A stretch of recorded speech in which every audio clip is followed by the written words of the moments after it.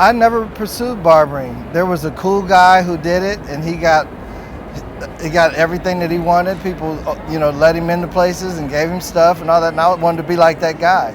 So, I just kind of started on the path. The very beginning, I'm from Indianapolis, Indiana, and I left Indiana after seeing that guy I just described, and coming into Columbus, Ohio, where I live now. I was still in high school, and I started cutting all my friends' hair because, like I said, I wanted to kind of get plugged in like that guy. And when you're in high school and you're cutting everybody's hair, you're everybody's best friend, and everything goes your way. That's really what I was pursuing. I enrolled in barbering school after high school, and I was of that mindset I just described. I wanted to be the man. I wanted, and so I really didn't have any of the traditional qualities of barbering in mind. It was just get paid, make money, be seen, get famous type stuff. And so that took me down a road of just constantly getting in trouble in school. I was getting suspended for a few days here, a few days there, and expelled, and literally got kicked out of barber college. I had to start all over, and I learned my lesson. The first thing I learned was let them teach you. I had a lot of talent, and I worked in the shop, and I competed in competitions at shows just like this one, and I won trophies and that kind of thing. And so I kind of got big-headed when it comes to school and an instructor trying to teach and tell you something. But when no one would take me, in the States we have licensing requirements. You have to go to school for 1,800 hours in the state of Ohio. I was literally 121 hours away when I got kicked out. And that's like 2 weeks, 10 days away from graduation. And at that point, no one was going to bring you into their school program for 10 days to get the required hours. And so I had to start over. And if I decided I was going to start over, I went to cosmetology. And I had to learn how to submit, how to go through the program, realize that they've got something that I want, and I have to do what they want to get it. So it was humbling. 1987. The summer of 1987 is when I started. So 27, 28 years ago? Yeah. My biggest project right now is I'm working with B-GROOMED, and that's a project put on by Jason Nelson. Jason's got a project in Chicago, Los Angeles, and also in Miami. And with this show is going to be completely different. We found out that the barbers were being underserved in the market of trade shows. A lot of times pushed off into the corner, just kind of left on their own, no real support from the show promoters to make their area pop. And it just kind of almost, it's not really compared to what you get for the rest of the show with a show like IBS. The barbers are capable of doing the same thing, but we don't have that kind of training. So they're bringing their expertise in to make the barbering show benefit barbers, as opposed to, what we get a lot of times when it benefits the businesses, the sponsors. Yeah. So that's the big thing that's different about the B-GROOMED. It's also on tour, so we're going to do the 3 cities. Each year we're going to add different cities, and so that's a lot of work. I love you guys in Europe. It's so much energy. You guys are unified, you move as one, and I just love it. So I got to meet a lot of people through the B-GROOMED project, and you guys are coming over and participating in at least some of the dates I know. But yeah. The Barber Society is an online group. It's on Facebook, and what we do is we post, comment, share, and learn. That's our tagline. So you can post pictures, post questions. People who know the answers will comment. Everyone's sharing their information, and hopefully everybody that asks the questions is learning. The topics can range from anything from what clipper should I use to do this, or how should I run my shop, how can I get my times and my haircuts down, everything. I mean, it's a 24-hour learning session, 365 days a week. Well, what they do a lot of times is they'll send a particular product. A lot of times it's just one, and you get to test it on your clients. You try and test it with different hair textures, different lengths. You know, you want to go heavy with it, light with it, and you're just commenting. You'll comment on the performance, you'll comment on the texture and feel, you'll comment on packaging, you know, and what in turn happens is the company, that whoever's making that product, can actually perfect it so that it stands well on the shelf. Professionals like it, and professionals can easily transfer that information to their clients. And once the client can successfully use a product, it usually sells.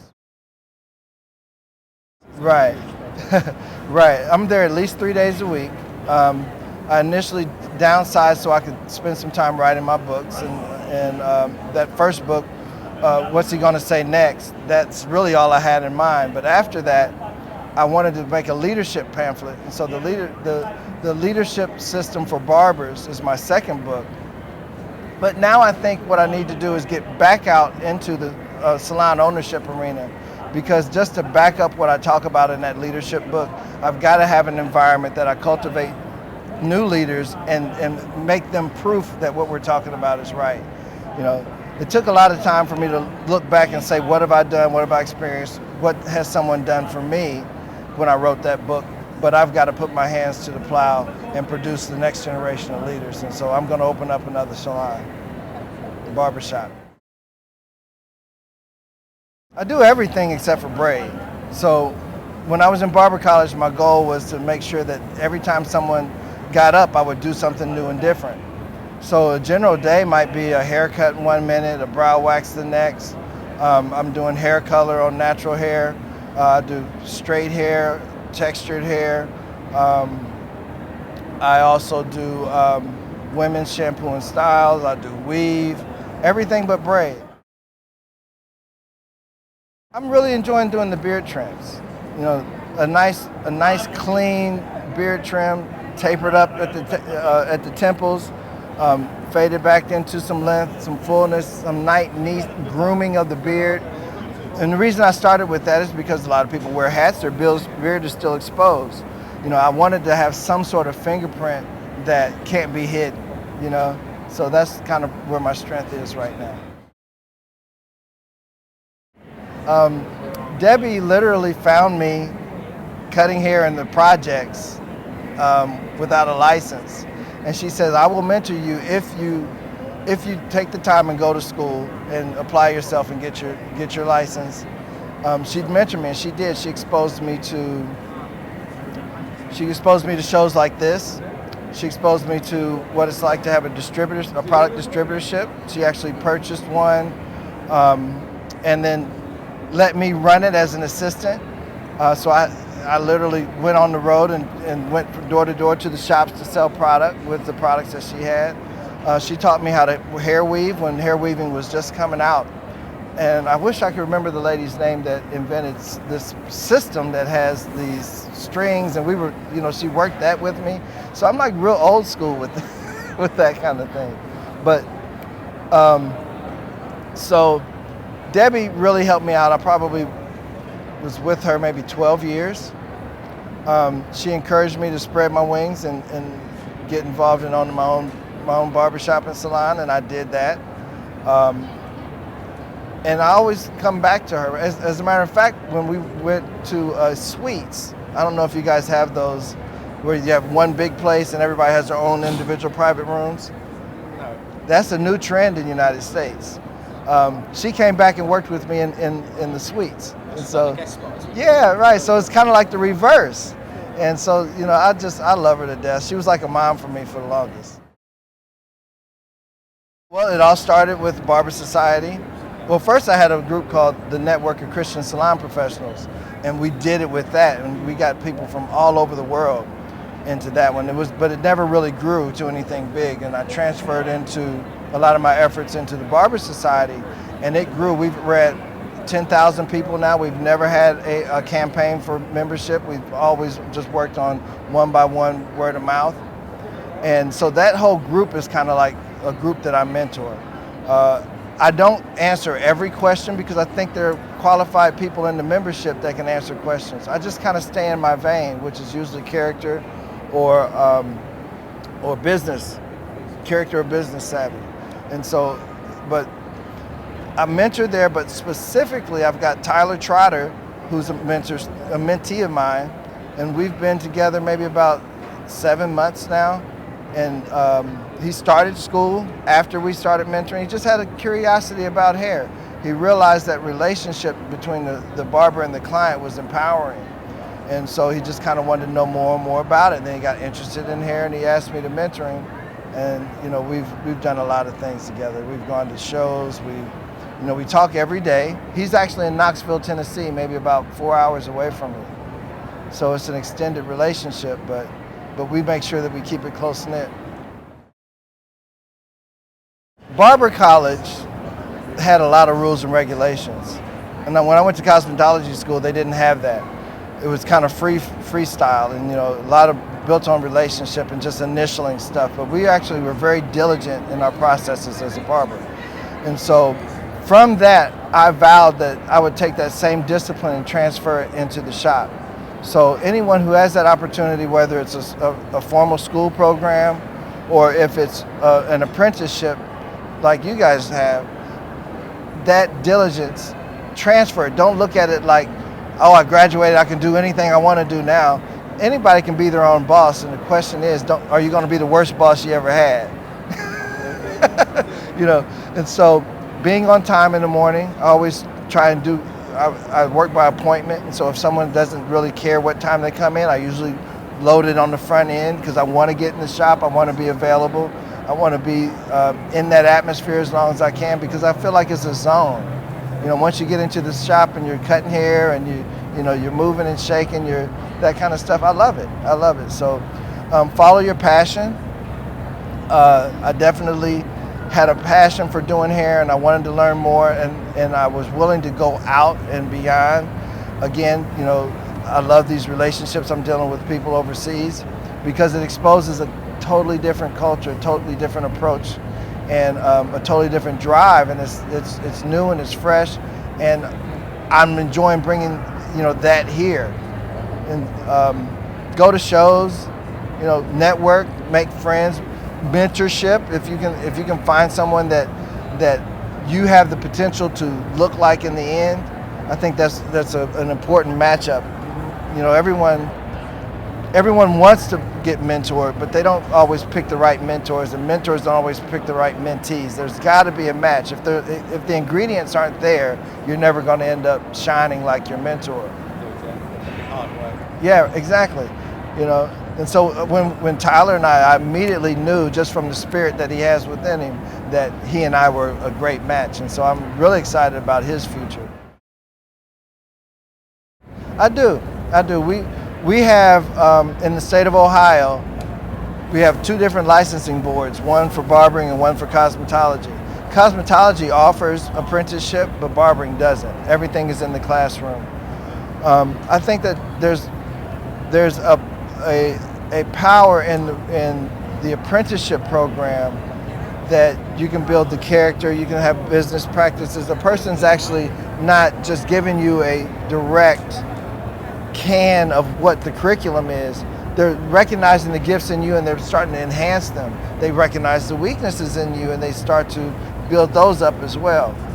That doesn't happen just when you go to school and you just go through the rigmarole of that. So I think that when you look at the history of barbering, it was built upon apprenticeship, at least in the United States. Well, you've got guilds in Europe, right? Yeah, so those are apprenticeship programs. They actually would qualify you initially before they brought you in on character. You couldn't have poor character and then still get in the guild, so you'd never learn the trade. You'd never be employed in the trade. If we went that approach, the industry would be a whole lot more streamlined and you'd have a better chance of finding a great place to go and get your hair cut, or a great place to work, or every shop would be a much better program. if we went through that. So now in the United States, if you've got if you've got a Social Security number, you can get a student loan, you can go to school. And there's no excuse. Yeah, right, yeah. And so, it's affecting the end product. There needs to be a system of order for everything. Nothing's really going to survive willy-nilly. There's a uptick in barbering in the UK, and now it's time to corral it in and start to streamline it. Now that all eyes are on you as an industry, you can begin to formalize yourselves publicly, and it will even empower the presentation that you offer to the public. I can understand the alignment between the trade and the government. We have that. Our government actually legislates our industry. But if I were in a situation where it was the kind of hard thing to get them to do, I would begin to start to formalize it myself through what do they call them, business or trade organizations. Okay. Yeah, because the thing is order. Whoever's going to create the order, as long as it's righteous, that's a good thing. But if the state doesn't come in and do it, then a trade organization can come in, a trade association, and do it themselves. That's what the guilds were, I guess. There's got to be some order. There's always got to be a leader. There's always got to be a plan. That plan always has to be strategic, and you just can't. I'm not a control freak at all, but you just can't leave everything to chance. When you have a big industry with a lot of people, particularly creative people, it just kind of goes all over the place. Well, again, there has to be a leader. I believe in leadership teams. That's why I wanted to write the book. I'd like to see leadership come from the grassroots level, and that's how that book is written. It says if you want to lead this industry, start at home. Start in your own business, begin to streamline it, get disciplined, and then begin to partner with other people, and become a leader in your shop, and make sure that your shop is a leader in the community that you do business in, and then from that point, I think that who really is important in all of this are customers. I think they'll see the benefit. Most people want to be a celebrity barber, is what we call them, and so all of a sudden they take pictures, they Instagram, they Facebook, and all of a sudden they're a celebrity barber. And who really benefits from that? Maybe them, but a lot of times it's not just a lot of hype. And so that's why I wanted to write that book. And then as a leadership team, if we have pockets that perform this, and people begin to be leaders in their state, participating with the legislature, participating with the community, then when we come together as a country and partner with you guys, this could be a global thing. But I think that so many people want to start from the top, and it's not how it works. A leader has to have a follower. If you start at the top, you don't know people following you until you start to succeed. But it's not, you can't do it that way. Well, I've got more books coming down the pike. I'm big on history, and I'd like to cover the United States history and eventually do some global history, because I think that hair in every culture starts in the same place. I think that the original guy that shaves or heals your body or whatever is all the same guy in every culture. And I want to be able to track that, and write a book about it. But right now I'm working on just the United States, history of the United States, of our industry, the professional industry. And it starts with slavery, and then as soon as we had emancipation of the slaves, then immediately the first industry that black people came into was hair, and immediately become millionaires at it. And so then when we have the next phase, when this legislation comes in, it breaks it up. It starts to really will shift the power structure. And I want to be able to detail that in a book. So the way that I'm reaching out to people and beginning to, talk about different subjects that people don't always talk about, and be able to inform them in a book, because I think books will live forever. I'm actually creating a record or a documentation of some of the things I think and say, and I think that they'll mean something down the road. I don't know if, when we chat and say these things, or we go to these shows and we just kind of freestyle for 30 minutes, that stuff fades away. And so I wanted to actually put things in a book, because I believe books last. It takes time to write these things. Yeah, you're a lot less frivolous with what you say when you put it in a book too. You're talking about the different styles of teaching? Was that the one you were talking about? Yeah. I saw something about Different styles of teaching. Oh, yes, Yeah, that's right. Exactly. Yeah. There are people who learn with their eyes and learn with their ears. There are people who learn that they think, and then there are people that learn by doing. And you've really, for education, I would like to see people come and educate using all of those styles. And I think when I was talking about it in the book, I talked about how we kind of privatize information. We put $1 on it, and you can't get it until you come to pay to the class. But then you're marketing your classes to everybody, and you've got all these different learning styles in the audience. And if you're not presenting it in those 4 different ways, you're only going to get a small percentage of people that actually catch it. And so I talked about taking your information and presenting it out in the open, and then presenting it according to your own way that you think, and just those people would come to you, and then they'll come to your classes, and then you'll have like 80, 90, 100% retention in the class, because you're dealing with people that speak the same language or learn the same style that you do. There's no escape. Yeah, right, yeah. And so I think that a lot of times we try to be someone we're not. You've got a great style with your program, but it's very unique.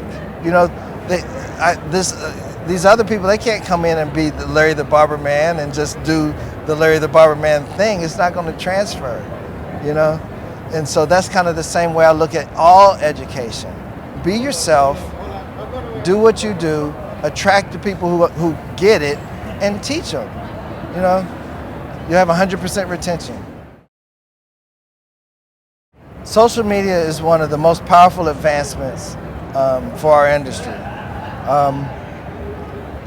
Where our success is going to be built upon having a sense of unity first, social media has come in and allowed us to build that foundation of unity, but we haven't been mature enough to really seize it.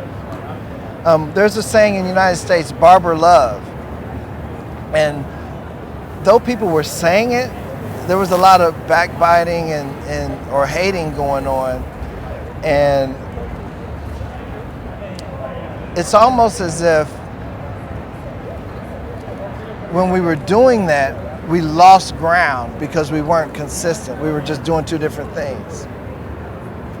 We need to be able to use the power of social media to unite and then project a truthful image of who we are as one.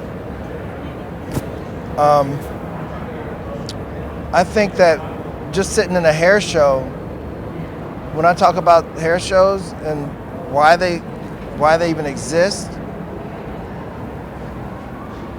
products used to be distributed door to door. And then it became the kind of thing where the people who were distributing the product says, let's all of us get in one place and bring the people here, and we'll give them a discount. And so then shows grew from there, because people were coming in for these show deals. Well, the internet is so powerful, it's actually disrupted the whole construct of what a hair show offers. They don't need to come to you anymore. The show deals are usually better online, and then when they tried to shift it towards networking. There's more networking online. You know, the only thing now is the entertainment piece or the travel vacation thing, coming to a city like New York, you know, coming to, you know, a city like Miami or whatever. The way that shows are the traditional way that they're created, internet's so powerful, it's kind of dismantled everything. What's he gonna say next was just, I look back at my 5 years of social media, the Barber Society, and you know, they think that I just cover whatever kind of topic, and I'm always viewing it from a different perspective. I don't have the traditional answers. And so there came to be this thing like, well, what's he gonna say next? And I didn't really get as provocative as I wanted to in that book, but it does cover a wide range of topics, some that you wouldn't even think about that have anything to do with hair. Like the learning styles thing came from Dr. Seuss, just looking at something different and reading a Dr. Seuss book. And so anyone can learn to open their minds up and accept new and different things. Anyone can learn how to think differently, and that's what that book is about. It's to see the same old thing that you've seen for 20 years or that you're seeing for the first time, but to look at it differently than everyone else.